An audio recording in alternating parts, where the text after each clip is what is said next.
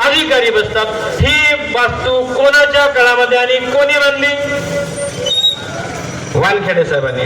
मग एवढे चांगले कामं केलेले असताना तुम्ही 10 वर्ष या काँग्रेसच्या हातामध्ये सत्ता का दिली हो?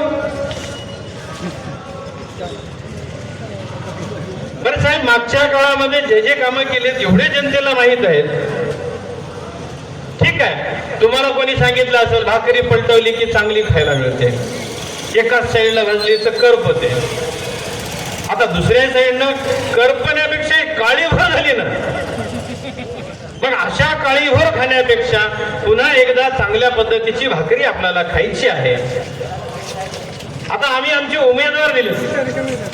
तुमच्या मागील 30 वर्षापासून इथं आरोग्य सेवा देतो। तुमचा आमचा रात्रंदिवसाचा संबंध आहे। जाती पातीच्या पलीकडे आपण जातोय। ईदगाहमधून रमजानची ईदच्या दिवशी भेटायला मनोमिलन करण्यासाठी हिंदू मुस्लिम बांधव एकत्र येतात। पण जाती दंगली झाल्या कोणाच्या काळामध्ये? काँग्रेसच्या काळामध्ये। त्या जाती दंगलीमध्ये वाघासारखा पहिल्यांदा जर माझ्या मुसलमान बांधवाच्या पाठीमागे उभा राहिला तर खासदार सुभाष वानखेडे साहेब उभे टाकले होते, शामराव चव्हाण उभे टाकले होते आणि त्यांच्यासोबत मीही होतो। गोरगरिबांच्या पोरावर केसेस होऊ नये म्हणून आम्ही आमच्या पोरा बांधवांना सांगत होतो, मुल्ला गली असो का आमचा पंचमजुली रोड असो, आझाद चौक असो, की पोरं हो तुम्ही बाहेर निघू नका, कॅमेरा दिसलं की टाकलं मध्ये, कॅमेरा दिसलं की टाकलं मध्ये। मग अशा जाती दंगली घडवणाऱ्या काँग्रेस सोबत जायचं का जाती दंगली घडवणाऱ्या लोकांपासून आपल्याला वाचवणाऱ्या शिवसेनेच्या ठाण्या वाघासोबत जायचं? हे तुम्ही मतदारांनी ठरवायला पाहिजे। केवळ म्हणायचं मुसलमान बांधव आमचे आहेत, निवडणुका आल्या की बौद्ध समाज आमचा आहे। पण मागच्या काळामध्ये 20-30 वर्ष तुम्हाला मुसलमान बांधवांनी भरभरून मतदान दिलं, त्या मुसलमान बांधवासाठी आम्ही काही करावं हे कधीही मनात नाही आलं। पण मनामध्ये केवळ आणि केवळ वानखेडे साहेबांच्या मनात आलं की मुस्लिम बांधवांना सोबत घेतलं, शिवसेनेच्या उमेदवाऱ्या दिल्यानंतर उपाध्यक्ष दिलं आणि गोरगरिबांचे लग्न उभे राहण्यासाठी हा एवढा मोठा शादीखाना दिला। मग मुसलमान बांधवांचं तुमचं मतदान तुमचं कसं? मी काही जास्त वेळ घेत नाही, या ठिकाणी मान्यवरांना भरपूर काही बोलायचं आहे। सन्माननीय आमदार साहेब, मागील 1 वर्षापासून तुम्ही जे जे काही मतदान दिलं त्या मतदान रूपी आशीर्वादाचं ऋण फेडण्याचं काम करत आहेत।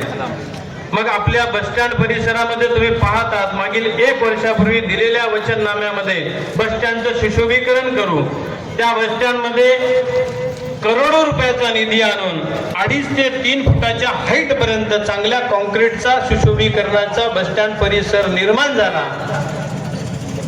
दलित बांधवासाठी त्या ठिकाणी विपश्यना केंद्र उभं करण्याचं स्वप्न त्या ठिकाणी आहे। ज्या ज्या योजना बंद पडलेल्या आहेत या योजना पूर्णत्वासाठी नेण्यासाठी सभागृहामध्ये निर्णय घेण्यासाठी योग्य व्यक्ती आणि क्वालिफाईड व्यक्ती लागतो।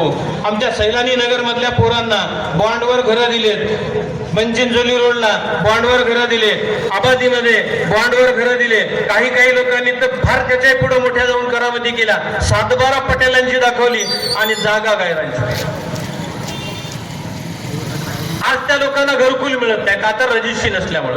पण हा ही रजिस्ट्री असेल त्यांना या सभागृहामध्ये एक छोटासा ठराव घेतल्यानंतर 500 रुपयाच्या बॉन्डवर त्यांना अनुकरण करून 7-12 तुमच्या नावाने लावून देऊन घरकुल मिळवून देण्यासाठी या ठिकाणी नक्कीच आमचे नेते प्रयत्न करणार आहेत। म्हणून पुन्हा एकदा सर्व मतदार बांधवांना, मग सर्व जाती धर्मातल्या लोकांना आम्ही या ठिकाणी विनंती करतो की येणाऱ्या 2 तारखेला कोणीही गाफील न राहता आमच्या सौभाग्यवती नगराध्यक्ष पदाच्या उमेदवार रोहिणीताई भास्कर वानखेडे आणि सर्व महायुतीचे उमेदवार ज्या ठिकाणी धनुष्यबाण आहे, ज्या ठिकाणी कमळाची निशाणी आहे, त्या ठिकाणी तुम्हाला तुमच्या मनगटामध्ये धनुष्यबाण आणि कमळ पेलण्याची ताकदीने येऊ आणि प्रचंड मताने तुमच्या मनामधलं पुन्हा एकदा ते नगर हातगाव नगर सुशोभित व्हायचं स्वप्न साकार हो, एवढीच या ठिकाणी सर्वांना विनंती करतो आणि तूर्त सर्वांची रजा घेतो। जय हिंद, जय महाराष्ट्र।